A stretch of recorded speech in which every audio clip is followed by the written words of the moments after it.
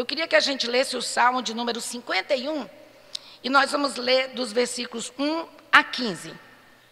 Eu vou dar algumas saltadas em alguns trechos que não me interessam muito no que eu vou falar para vocês. Diz assim a palavra de Deus: Deus, generoso em amor. Eu não gosto desse púlpito, não. Qualquer dia desse, quando eu for pregar, eu quero um grande, que não cabe nada aqui. Eu gosto daquele grandão, que a gente fica espalhado, espaçoso. Diz assim: Deus, generoso em amor, preciso da tua graça.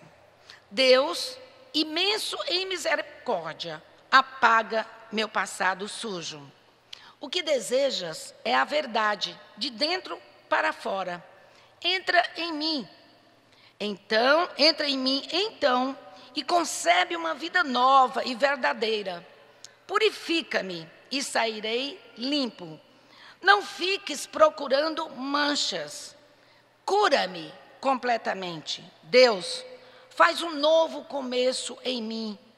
Eu acho legal essa última frase, é da Bíblia, a mensagem. Dedica uma semana para organizar o caos da minha vida. Uma nova gênese, um novo começo. Davi está tão entristecido, tão cheio de culpa, que ele diz: Senhor, dedica uma semana inteira para organizar o caos da minha vida. Porque lembre-se que é um homem finito, orando e pedindo a um Deus infinito. Deus podia organizar a vida dele num instante, mas ele está achando a vida dele tão caótica que ele disse: ó Senhor, dedico uma semana inteira só para organizar o caos da minha vida. Vamos fazer essa oração também. Senhor, te agradeço pela tua palavra, te agradeço, Senhor, por cada pessoa que está aqui conosco, os que estão nos ouvindo através da internet, através do CD, que essa oração, Pai querido, possa ser repetida por nós, possa ser ouvida por Ti, e que os Teus atributos, as Tuas características possam acalmar o nosso coração, em saber que Tu és um Deus imenso em misericórdia, que Tu és um Deus generoso em amor. Faz assim, Pai, e nós Te daremos toda a honra, toda a glória e todo o louvor. E o povo de Deus diz: amém.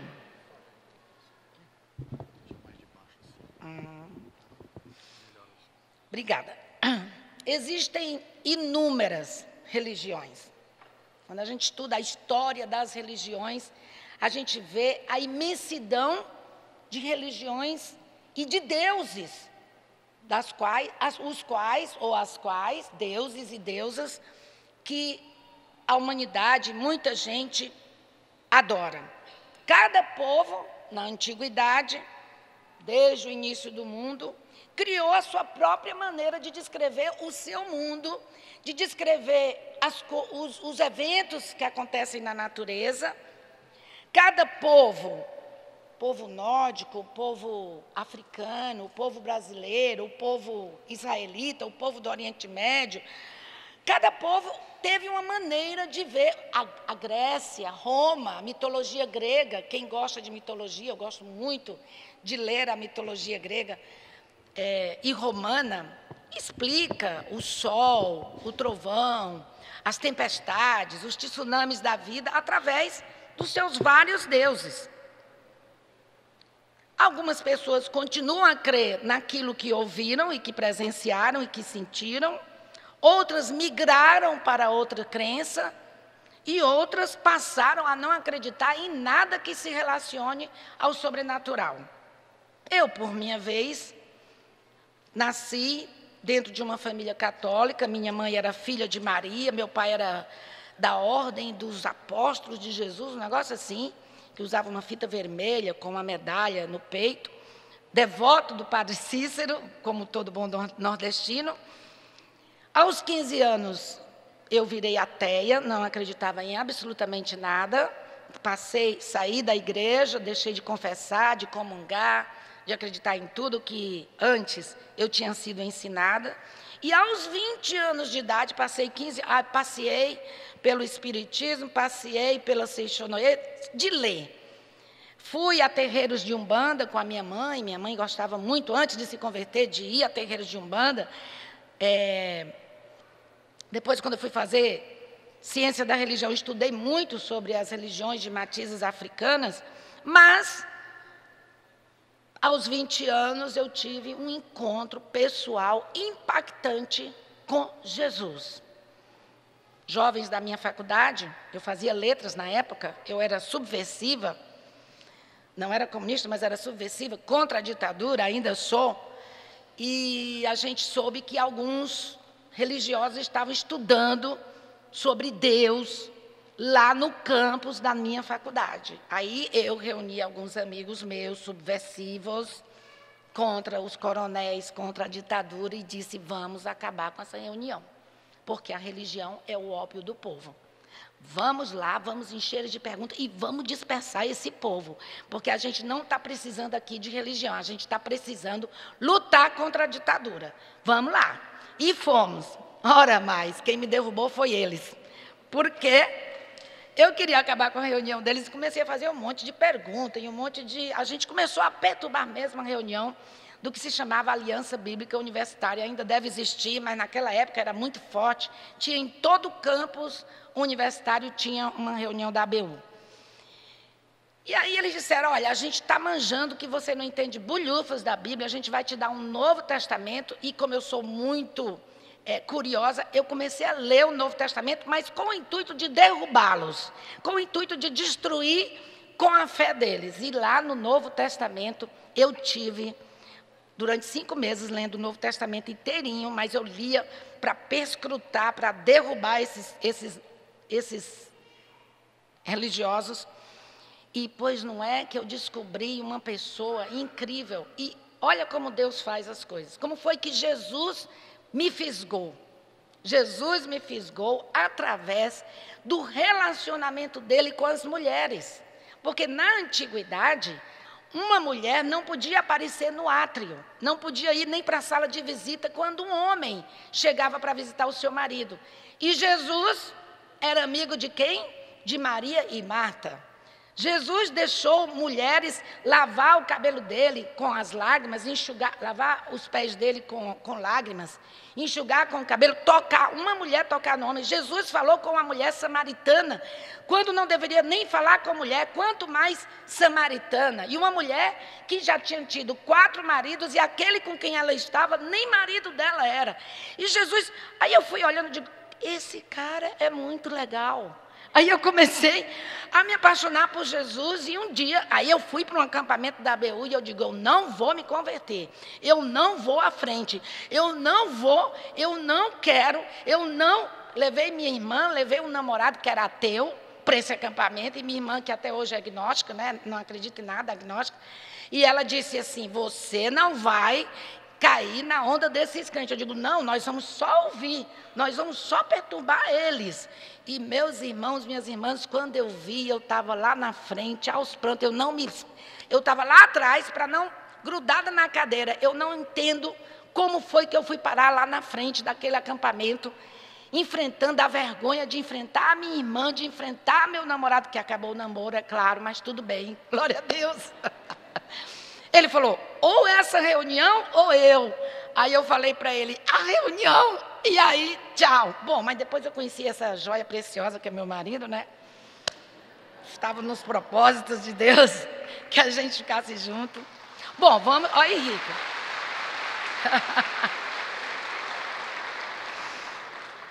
Sair de um ateu para um pastor é um pulo muito grande, né? Por quê? Aí você me pergunta, Jerusa, por que que você escolheu Jesus? Por que que Jesus, para você, dentre tantos deuses, dentre o ateísmo, dentre tantos deuses oferecidos aí fora, por que que você escolheu Jesus para seguir? Em primeiro lugar, por que que Jesus é o escolhido dos milhares para mim e deveria ser para você? Porque Ele é todo amor. No Salmo de número 51, nós vemos um homem contrito, Davi, arrependido, pedindo a misericórdia de Deus. E quando ele vai pedir a misericórdia de Deus por algo que ele havia cometido, quem conhece a história sabe, Davi era um homem poderoso, era um rei rico, era um Deus cheio de glórias e tinha muitas mulheres, mas ele desejou a mulher do seu melhor amigo. E ele chamou-a na sua casa, teve relações com ela. Quando soube que ela engravidou, tentou trazer o seu general da guerra para que ele tivesse relação. Tentou encobrir que ele havia engravidado essa menina, essa jovem, casada. E é uma longa história, depois vocês leem na Bíblia. Ele acabou mandando o seu general para a guerra e disse para os soldados: quando ele estiver na frente da batalha, vocês vão para trás e deixa ele ser morto. Também assassinou o seu melhor amigo, o seu amigo mais fiel. E aí Davi foi confrontado pelo profeta Natã. Poxa vida, Davi, você tinha tantas mulheres, você tinha tanta glória, você foi querer justamente a única mulher que seu amigo tinha. E Davi cai arrependido, cai contrito, e o Salmo 51 é a oração de Davi pedindo a Deus misericórdia. E aí ele diz: Deus generoso em amor. Deus é todo amor, é um Deus, Jesus é um Deus que não almeja ser diferenciado de nós. Por que eu escolhi Jesus entre os milhares? Porque Ele quer ser pleno conosco. Quando Ele está orando ao Pai, Ele diz: Senhor, que eu e Tu sejamos um, e que eu possa ser um com eles. Quando Ele chegou para os seus discípulos e disse: eu não quero mais lhes chamar de servos, mas eu quero lhes chamar de amigos. Jesus ansiava por uma intimidade com seus discípulos. Olha, não fica... É por isso que a gente não diz... Eu gostei dessa último hino que os jovens cantaram, que ele diz assim: tu és de eternidade em eternidade, e depois a letra diz: mas você não passa. Eu não sei porquê, como eu sou cearense, a gente usa tu para tudo. Então, para mim, você é mais íntimo do que tu. Então, quando a gente diz: Senhor, Tu és de eternidade em eternidade, para mim, soa muito como se Deus tivesse... Mas quando você diz assim: tudo passa, mas você não passa, é como se a gente tivesse com um relacionamento íntimo com Deus. Tudo passa, mas você não passa. E Deus quer mesmo ser esse amigo íntimo, mais achegado do que um irmão para cada um de nós. Então, Ele é todo amor.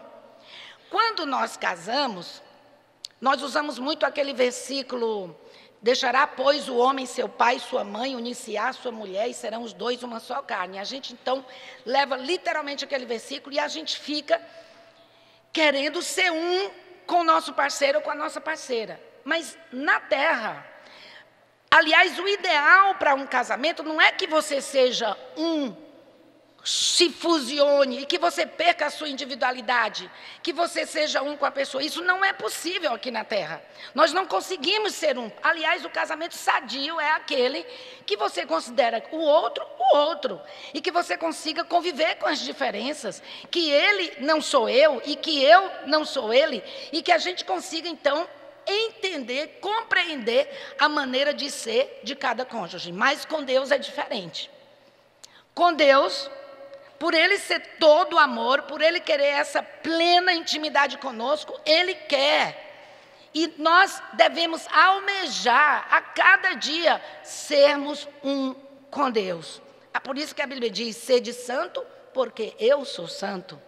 Sede perfeito, como eu sou perfeito. E por isso que Jesus orou: Pai, que eu e Tu possamos ser um, como eu e Ele quero ser um com eles. Jesus queria e quer ser um conosco. Existe uma diferença muito grande de você dizer... Aqui na Bethesda, a gente bate muito na tecla de que nós não servimos a um Deus todo-poderoso.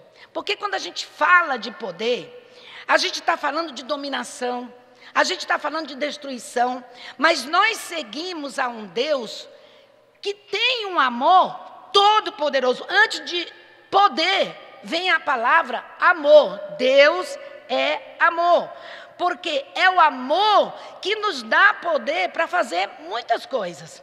Por exemplo, é o amor de Deus que nos dá poder para perdoar. Aí sim, nós temos poder. Porque quando as pessoas fazem coisas erradas contra nós, quando as pessoas nos maltratam, quando as pessoas nos perseguem, nós precisamos perdoar. A Bíblia diz, por que Jesus foi crucificado? Porque os judeus estavam esperando um Messias poderoso, todo-poderoso, que viesse lhes salvar das garras dos romanos. E Jesus chegou, um homem simples, andando nas ruas poeirentas de chinela de rabicho, pregando amor, pregando perdão, pregando humildade, pregando doação e pregando generosidade e rompimento de preconceitos. Esse foi o Deus encarnado que o povo da antiguidade viveu e conheceu. O amor de Deus tem que ser um amor muito poderoso para Ele se oferecer a morrer por nós. Tem que ser muito poderoso, uma pessoa precisa do poder para amar incondicionalmente. Então, é muito melhor nós dizermos que Deus é todo amor, e por isso que Davi não disse, Deus Todo-Poderoso me perdoa. Davi disse assim, Deus generoso em amor.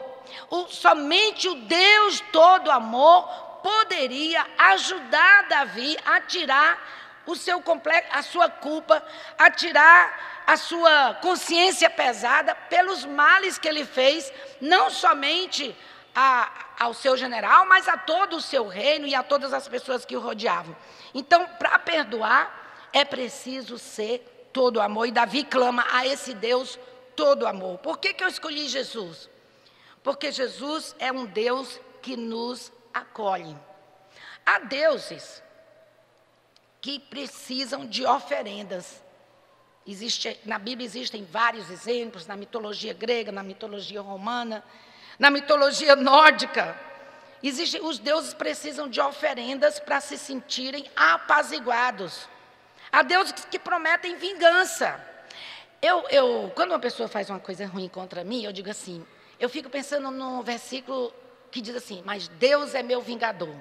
Mas logo em seguida eu fico triste. Eu vou confessar um pecado para vocês. Sabe por que eu fico triste? Porque Deus não é vingador. E eu queria, às vezes, eu já falei para vocês várias vezes, né? Aquele Salmo 3 que Davi ora e diz assim, Senhor, quebra o dente dos filhos dos meus inimigos ao meio. Isso é uma oração que a gente não pode imitar. E a gente também precisa parar. Aí eu digo assim, oh meu Deus, às vezes eu converso com a Liel, com o Will, no almoço, eu digo assim, sabe o que é pior? Olha, eu na minha humanidade, no meu pecado, digo isso para eles. É que Deus não é vingador. É que Deus é todo amor. Mas às vezes quando uma pessoa faz uma coisa ruim contra a gente, o que é que a gente quer? Não, entrega nas mãos de Deus. Eu digo, o pior, Eliel, é que entregar nas mãos de Deus não vai fazer, porque Deus não vai fazer absolutamente nada. Sabe por quê? Porque Deus é amor.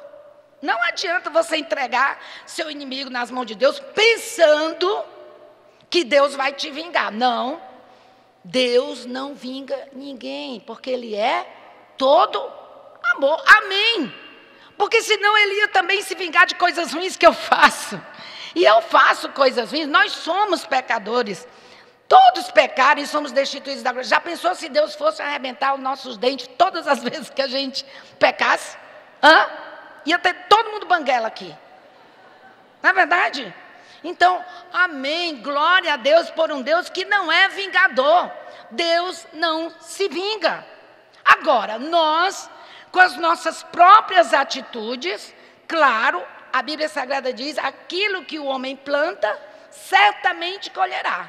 Então, com as nossas atitudes, nós podemos trazer males sobre nós, mas nunca pense que foi Deus que fez isso com você.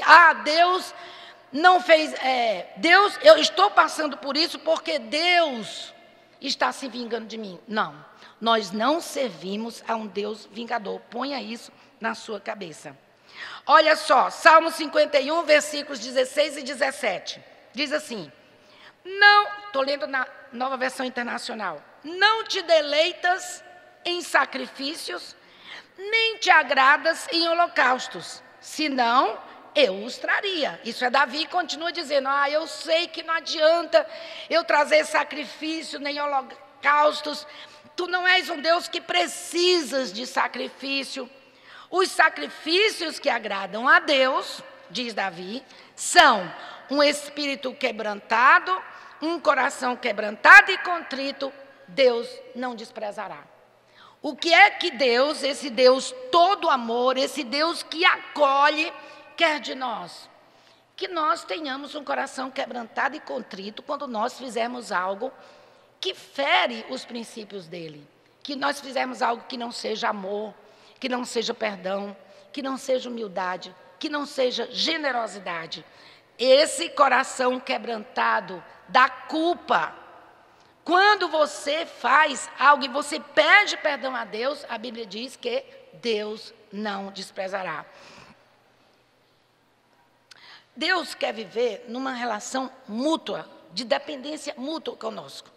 A gente lê muito a história do filho pródigo, a história que o filho vem e pede ao pai, me dá minha herança que eu quero cair fora dessa casa. Não quero esperar você morrer, eu quero cair fora. Aí o pai dá. E muita gente diz, a história é muito bonita, mas deixa eu dizer uma coisa para vocês. O pai sofreu muito, porque todos os dias o pai ia na varanda para ver se o filho, e olhava para o horizonte para ver se o filho estava voltando. Quando o filho voltou, o pai se alegrou muito. Se o filho não voltasse, o pai iria continuar triste. Então, a história do pai e do filho pródigo, quem é o pai ou a mãe que não fica triste quando os seus filhos vão embora, mesmo quando está na hora? Eu me lembro quando a minha filha mais velha casou muito cedo, casou com 21 anos, e eu sou uma mãe que quer os filhos tudo debaixo das suas asas, e toda noite, quando ela namorava e era noiva, ela dizia boa noite para o namorado, boa noite para o noivo. No dia que ela casou, aí ela foi para a lua de mel. Bom, eu chorei o casamento inteiro, não que o meu genro não fosse uma pessoa boa, mas quando eu cheguei no quarto dela, aquele monte de coisa desarrumada, o quarto não estava vazio, porque ainda tinha a irmã, elas dormiam em duas, né? E eu me lembro que esse dia eu deitei e só chorei na cama dela, só chorei. E aí ela chegou da lua de mel, a gente foi buscá-los e eles foram lá em casa, ainda foi buscar um resto de roupa. Quando a minha filha saiu e disse, boa noite, minha gente, que eu fechei, aí eu, boa noite, dei um beijo, que eu fechei a porta. Eu corri para a minha cama e chorei tudo de novo. Adivinha por quê? Porque antes ela dava boa noite para o noivo. E agora ela estava dando boa noite para quem? Para mim. Então, a hora da partida dos filhos é sempre caótica, é sempre triste. Agora, você imagina um filho, e aqui no Brasil, nós temos um costume que os filhos só saem de casa quando casam, mas lá nos Estados Unidos, quando o filho completa 17 anos, ele diz tchau pai, tchau mãe, já começa a trabalhar e já cai fora.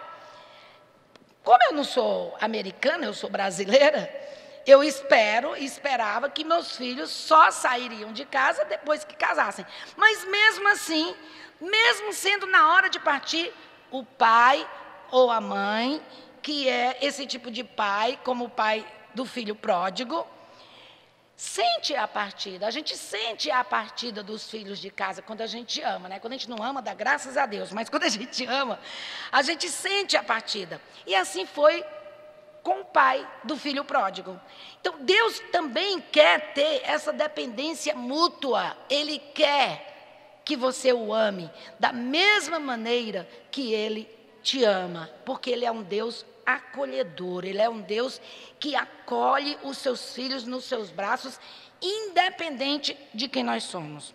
Em terceiro lugar, eu escolhi Jesus porque Jesus é um Deus humilde. Jesus é humilde. Se Deus é amor, o amor não olha para o outro com um olhar de superioridade. Maridos que ganham muito mais do que a esposa, se ele as ama, ele não pode olhar para a sua esposa, olha, eu tenho diploma disso, eu tenho diploma daquilo, eu sou doutor, eu sou isso, eu sou aquilo. Por isso, fique aí no seu lugarzinho que você não é nada. Isso aí acontecia no século XVII, XVIII, XIX, mas século XXI.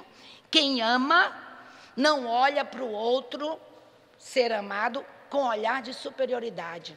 Às vezes eu vejo mulheres que ganham mais do que os maridos, e aí o nosso machismo imperante no Brasil diz assim, mas ele não vale nada porque sou eu que sustento essa casa. Oi? Quem ama, independente da sua profissão, independente do seu ganho financeiro, independente do seu grau de conhecimento, quem ama jamais olha para o outro com olhar de superioridade. Ora, se o ser humano que ama não pode olhar de cima para baixo, você imagina Deus. Jesus abençoa e considera feliz o humilde e o simples na alma. Mateus 5, versículos 3 a 5 diz assim, bem-aventurados os pobres em espírito, os simples de alma, aqueles que não são soberbos, aqueles que não se ensoberbecem no seu conhecimento, pois deles é o reino dos céus. Bem-aventurados os que choram, os que mostram fraqueza mesmo, sensibilidade no momento que é necessário, pois eles serão consolados. Bem-aventurados os humildes, pois eles receberão a terra por herança. Quem é que vai receber a terra por herança? Não são os soberbos, não são os que têm muito conhecimento, não são os que têm muito dinheiro, mas felizes são os humildes, porque eles receberão a terra por herança. Quando Jesus lavou os pés dos discípulos, foi para mostrar a eles que não havia ninguém ali superior. Meu Deus é um Deus humilde, e é por isso que eu escolhi Jesus dentre os milhares, porque esse Jesus, ele só tem um pedido, ele só tem um anseio, que nós sejamos transformados a cada momento, a cada passo, a cada atitude, a sua imagem e a sua semelhança. Então, aí eu gosto dessa última oração de Davi, quando nós aceitamos Jesus como o nosso Deus, a gente precisa nascer de novo. Quando Davi está arrependido, quando ele tem um encontro verdadeiro com Deus, que antes ele achava que tinha, Deus pede ele pede a Deus que faça dele um novo homem. Ele diz assim, Deus, faz um novo começo em mim. Porque às vezes nós estamos na igreja e a gente pensa que a gente ama a Deus. Às vezes a gente está na igreja e as nossas atitudes mostram que a gente não teve um encontro verdadeiro com esse Jesus humilde, porque a gente é soberbo, a gente maltrata as pessoas, a gente anda com o nariz arrebitado. Mas Davi diz assim, ele viu quão pecador é. Quando a gente se acha que a gente se acha, quando a gente diz, não, eu não sou pecador, eu não cometo erros, eu sou maravilhoso, eu sou maravilhosa. Davi tem culpa. Eu gosto da culpa. Tem que ter culpa mesmo. Quando você faz algo errado, você tem que sentir culpa. Quem não sente culpa quando fez algo errado, a esse nós chamamos de psicopata. Sabe o que é um psicopata? Uma das características do psicopata é uma pessoa que não tem consciência. Ela faz algo errado e ela diz, e ela não sente que fez, mas é porque ela é doente. Porque quando a gente faz algo que fere os princípios de Deus, a gente sente. A gente tem culpa. Eu tenho insônia por causa de outros motivos, mas não é. Mas a gente tem insônia, a gente fica horas sem dormir, a gente fica noites atormentados, até que a gente se arrepende e diz, cai em si e diz, meu Deus, me perdoa, eu sou um pecador, eu sou uma pecadora. E Davi diz, faz um novo começo em mim. Senhor, eu estou tão bagunçado, que eu preciso que tu dediques uma semana para organizar o caos da minha vida. Não diz para Deus quanto tempo Ele precisa, tá? Ele vai tomar o tempo que Ele precisar. Mas ofereça-se a Deus e diga, Deus, organiza, a minha vida está um caos. E eu não estou notando que a minha vida está um caos. Quando a gente tem um encontro verdadeiro com Deus, com Jesus, a gente morre para o egoísmo e a gente passa a ser uma pessoa altruísta. A gente morre para a nossa velha maneira de viver e a gente pede a Deus que nos revista do novo, de tudo que é nobre, tudo que é bom. Senhor, que os meus pensamentos sejam de coisas do alto, sejam de princípios de altruísmo, de amor. Vocês sabem o que é uma coisa que eu não consigo entender nos crentes até hoje? É que eu e o Ricardo, a gente gosta de Twitter. Aí a gente tuita sobre amor ao próximo, e adivinha o que é que os tuiteiros respondem para a gente? Comunistas. Seus esquerdopatas. Que, aliás, não sei, quem cunhou essa frase esquerdopata quer dizer que todo mundo de esquerda é doente. Agora, desde quando amar o próximo como a ti mesmo é comunismo? Desde quando que Jesus disse que a verdadeira religião é amar os pobres e as viúvas, acolher os pobres, os órfãos e as viúvas nas suas necessidades? Desde quando você olhar para o seu próximo, desde quando olhar para o pobre, desde quando querer as coisas boas para o pobre e para o próximo necessitado é ser comunista, é ser cristão? O verdadeiro cristão, ele para de ser egoísta.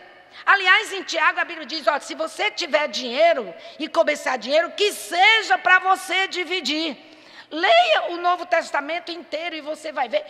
Quando os discípulos de Jesus, eles vendiam, a Bíblia diz que eles vendiam tudo que tinham, colocavam nos pés dos discípulos para dividir com quem não tinha.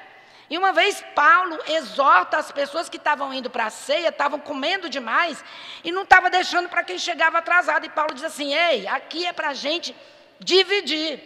Então, amar o próximo como a ti mesmo, querer as coisas para o próximo da mesma maneira que você tem, não é ser esquerdopata, não é ser comunista, é ser cristão. Eu não consigo entender um cristão que é contra os direitos humanos. Eu não consigo entender. Eu não consigo entender um cristão que é a favor de expulsar os moradores, os craqueiros, os cracudos, não sei como é que vocês chamam, de rua, com jato de água numa noite fria. Eu não consigo entender. O nosso cristianismo tem que ser em todas as esferas da nossa vida. E Jesus era assim. Às vezes eu fico me perguntando por que Jesus foi crucificado. Sabe por que ele foi crucificado? Porque ele veio pregando esse tipo de mensagem.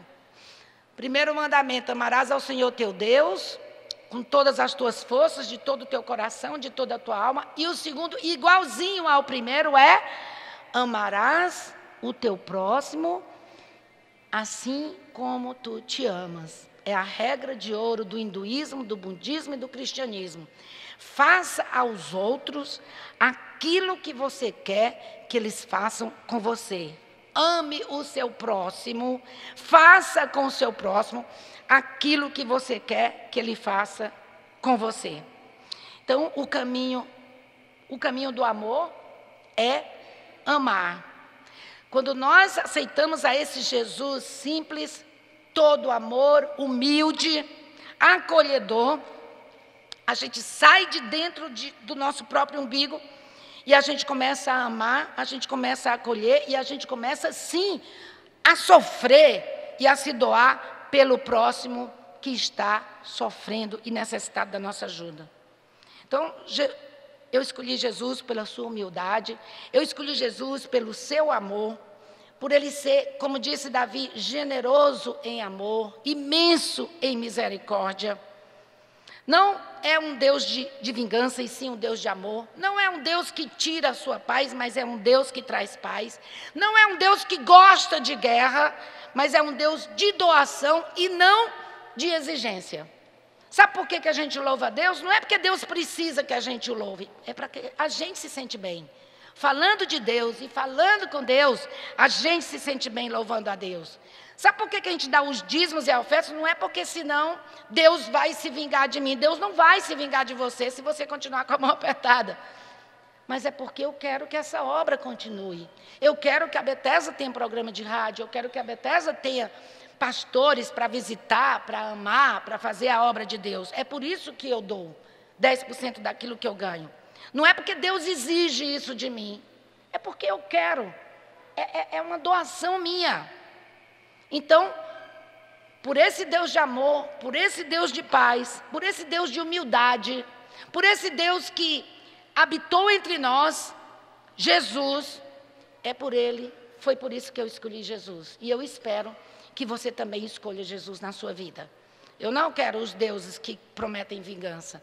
Eu não quero outros deuses, aquele Deus vingador, aquele Deus todo-poderoso, aquele Deus que domina. Eu não quero o Deus que exige, eu não quero o Deus que exige guerra entre as pessoas. Eu não quero o Deus ou os deuses que exigem sacrifícios de sangue. Eu não quero. Eu quero Jesus.